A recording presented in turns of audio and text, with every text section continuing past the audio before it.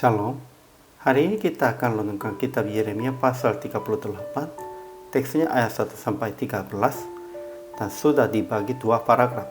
Paragraf yang pertama ayat 1 sampai 6. Yeremia tetap mengucapkan kepada orang banyak, kota ini akan pasti diserahkan ke dalam tangan Raja Babel, sehingga para pemuka memasukkan Yeremia ke dalam perigi.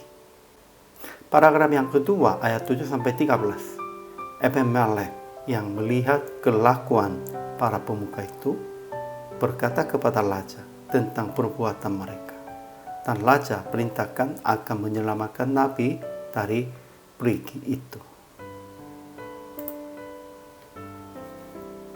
Kesimpulan hari ini, kota Yerusalem telah diinjak oleh kaki tentara orang Kasdim. Mereka akan datang lagi untuk hancurkan kota ini.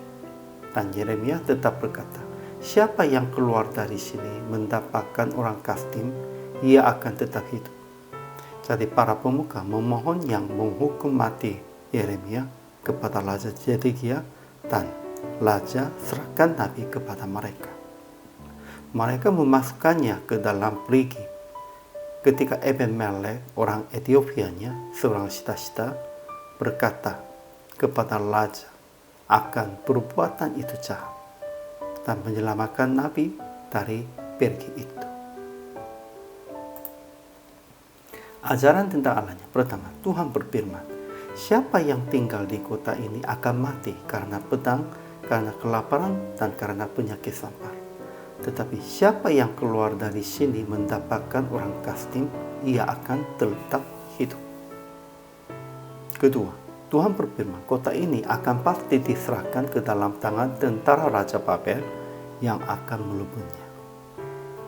Ketiga, Tuhan menggerakkan hati Ebemelek dan Raja Zedekianya supaya menyelamatkan nabinya. Memang sekalipun Nabi Yeremia hampir mati, Tuhan tetap menyelamatkan dia dengan orang-orang itu. Ajaran tentang manusianya. Pertama, para pemuka yang mendengar perkataan Yeremia mempersoalkan itu dan memasukkan Yeremia ke dalam perigi. Sebenarnya mereka mau mengorbankan Yeremianya sepertinya itu domba kurbannya. Kedua, awalnya Raja Zedekia serahkan Yeremia ke dalam tangan para pemuka, tetapi ketika Ebemelek berkata tentang perbuatan mereka, dia mengutus 30 orang supaya mengangkat Yeremia dari perigi. Memang Raja Zedekianya tetap berpikirnya Yeremia tetap nabi, namun juga susah menerimanya, tetapi juga susah membunuh dia juga. Ketiga, Ebemelek, orang Ethiopia, seorang cita-cita yang tinggal di istana raja, menjadi alat Tuhan untuk menyelamatkan Yeremia dari tangan para pemuka. Dan Ebemeleknya bukan orang Yahudinya. Dia bisa melihatnya dengan pandangan yang ketiga. Dengan itu, dia sudah berpikir Yeremianya tidak berbuat jahat, melainkan pemuka-pemukanya berbuatnya yang jahat begitu. Aplikasi hari ini. Pertama, jangan menganiaya orang yang berkata tentang konsekuensi tidak baik. Ya, memang banyak orangnya tidak sukainya itu kata-katanya tentang konsekuensinya tidak baik. Tetapi melalui itu kita harus introspeksi diri dan evaluasi dirinya. Jangan menganiaya orang yang berkata itu. Kedua, jadilah pembicara untuk orang-orang yang sedang mengalami kesulitan, sepertinya Ebemelek. Ketiga, jangan katakan ini dan itu. Bertindaklah secara konsisten.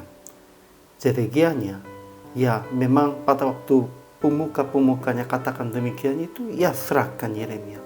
Namun pada waktu Ebemeleknya katakan begitu, ya mengirimnya juga untuk menyelamatkan Yeremia. Jangan berbuat demikian itu. Akhirnya praktek hari ini, jangan katakan dan melakukan ini dan itu. Tetap berpintar untuk menolong orang-orang lemah dengan secara konsisten. jangan bolak-baliknya, harus terus konsistennya. Orang percayanya harus berprinsip dan harus melakukannya dengan konsistennya. Hari ini juga, selama melayani, Tuhan Yesus memberkati.